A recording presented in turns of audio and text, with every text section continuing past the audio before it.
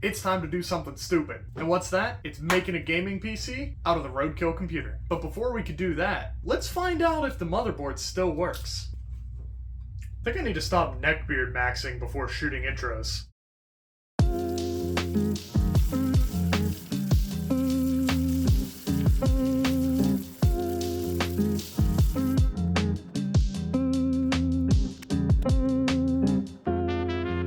The CPU is a Core i3-4160, which I have never actually played with one of these older Core i3s, so it kind of intrigues me. Alright, that's CPU in.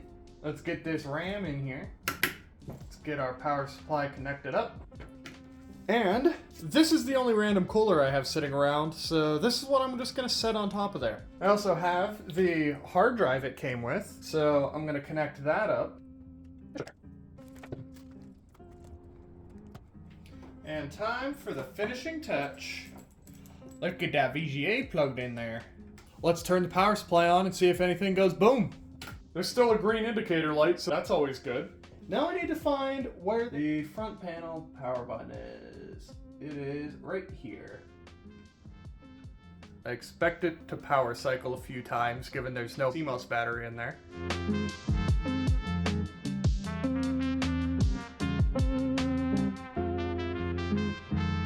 You know what? I forgot to put this little bad boy back in there. No wonder she's now booting. Alright, let's try this again.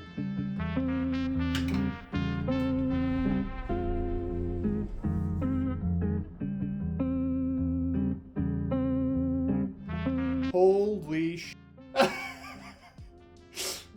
This still f***ing works. This PC was dropped out of a truck, and this shit still works.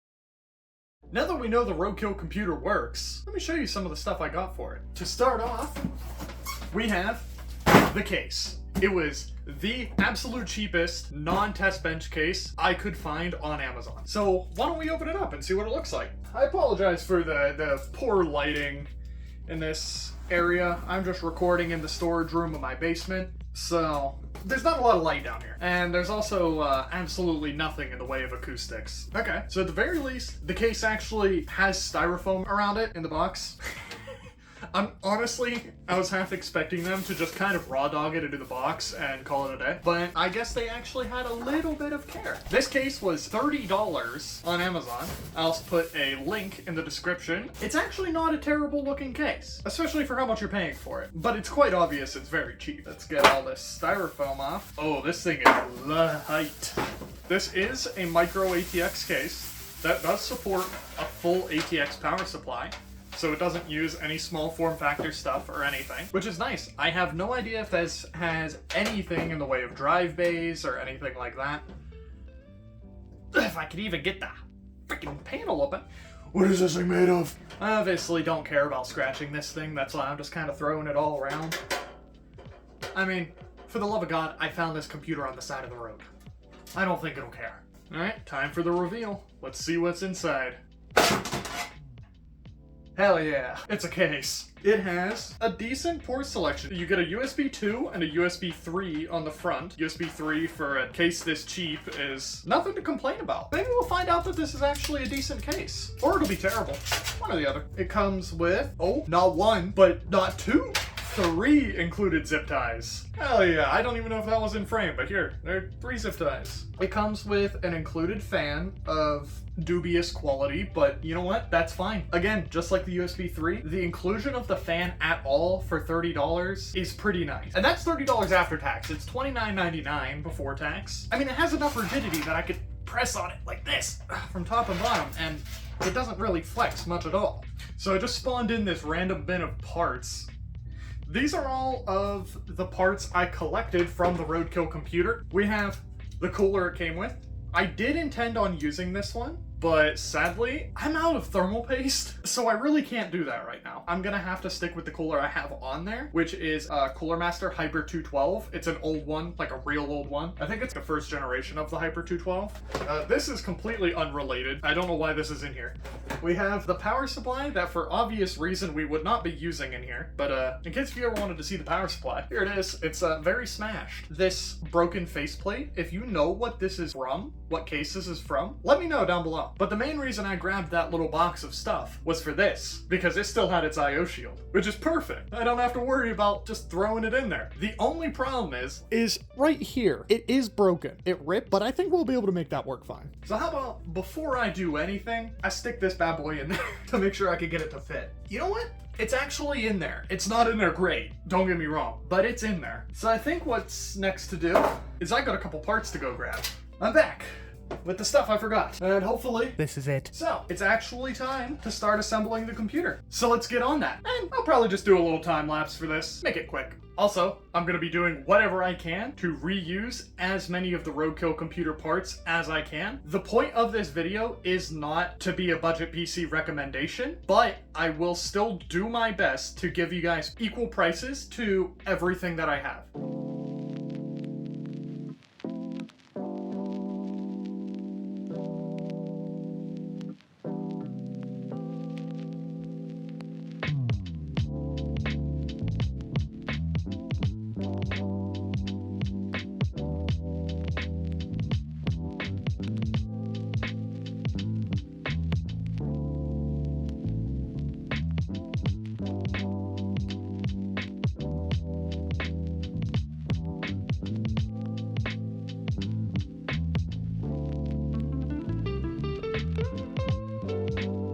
So I've decided I'm going to put this 1050 inside of the computer. My original plan was to use this 1060, but it is absolutely way too big. There is no way I'm getting that to fit inside of that case. So 1050 it is.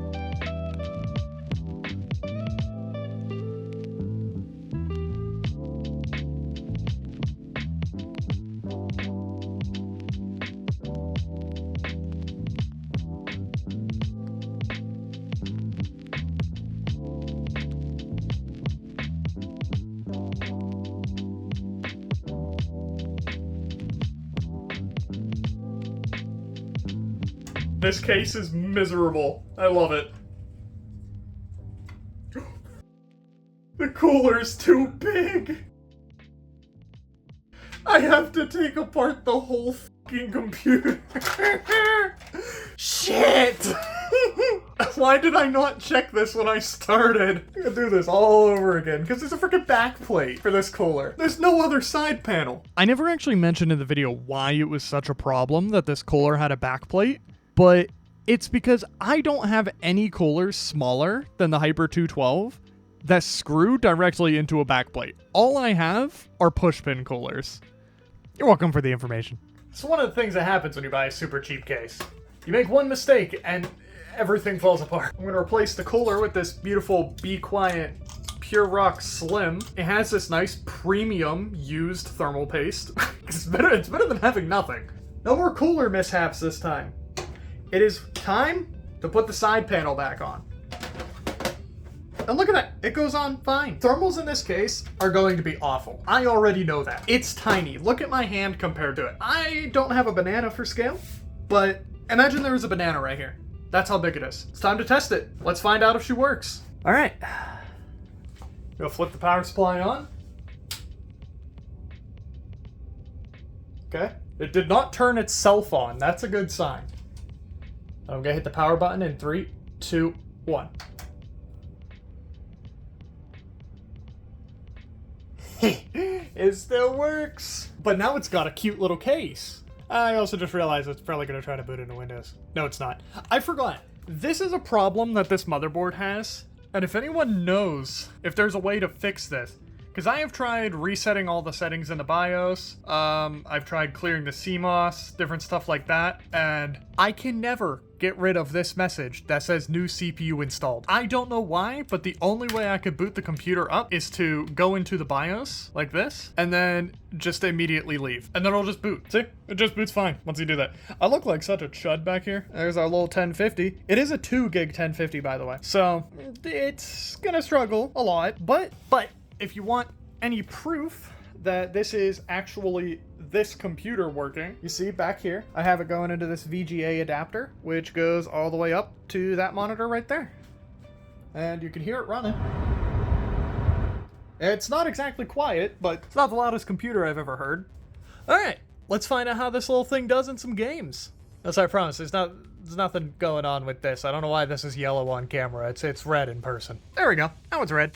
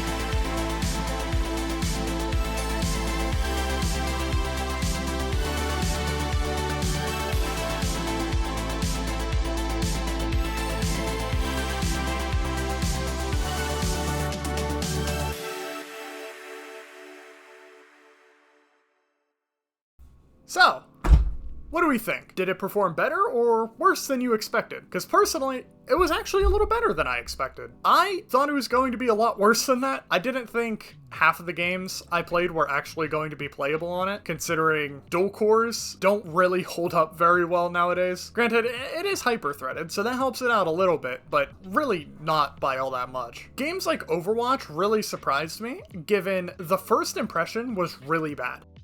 The first game was really stuttery and nearly unplayable, but by the second game, it had smoothed out quite a lot and actually got to the point where it was more than playable. It was actually an enjoyable experience on here. And the fact that games like Forza Horizon 6 work at all, like I didn't even think that game would launch, let alone run with a fairly consistent 30 FPS, though it was a little stuttery, and you could see that in the 1.1% lows, but it really didn't break the game. It was still playable. I feel a lot of those 0.1% low numbers probably came from loading in different areas as you were driving, because a lot of the testing I did, despite the footage, was in downtown Tokyo, so I was definitely in quite an intensive area. Now, a game that surprised me with how poorly it ran was Team Fortress 2. I thought for sure that game would run really well on this, but actually didn't run that great. The frame times didn't feel very good. There was a decent amount of input delay the whole time I was playing, and it doesn't seem to show that much in the 1.1% lows. Not that they're high, they're not, they're still bad. For a more era-correct title, Call of Duty Black Ops 3 ran surprisingly well. I don't know if this is actually true, but in my experience, I feel like that game has some pretty weird CPU end optimization. I've seen it run worse on hardware much more powerful than this, if that means anything. Looking at you, my old 9700K and 1660. Ran really weird on that one. BeamNG? It was BeamNG. It worked. West Coast USA, traffic, just about 30 FPS average. I would say it was playable. Minecraft runs on everything. I don't even need to mention that. I was playing on Hypixel with a friend. Ran fine. GTA 5 was also a game that surprisingly didn't run all that well. It seems it did not want to play nice with the 1050. I know the original Grand Theft Auto 5, that one ran really well on the 2GB 1050, but as the game's gotten updated, had graphical updates, it's gotten a little bit harder for that thing to run. Gamble with Your Friends also ran pretty well. I mean, it's a cheap, well-optimized friend slot Unity game, but hey, it still worked, and it was actually GPU bound the whole time. But overall, yeah, I think it did good. Being a computer that I got off the side of the road because it fell out of a truck, I think it's pretty damn good. Now with that said, am I going to use it for anything? No, I'm not. I have no use for this thing, and it's probably just gonna get put in storage. But if I ever feel like revisiting it, I'll make sure to make a post about it. I lost my train of thought. I did have a fun time building this computer though, even if I did make a really big mistake and had to redo most of it. But we'll just not think about that. But yeah, I guess I'll see you guys in whatever stupid video I decide to make next. With all that said, I really hope you enjoyed watching this. It's a bit of a longer video, especially for me. I'm usually uploading shorts, and even my last benchmarking video I don't even think broke 10 minutes, so I say so way too much. I edit out like 30 so's in a video.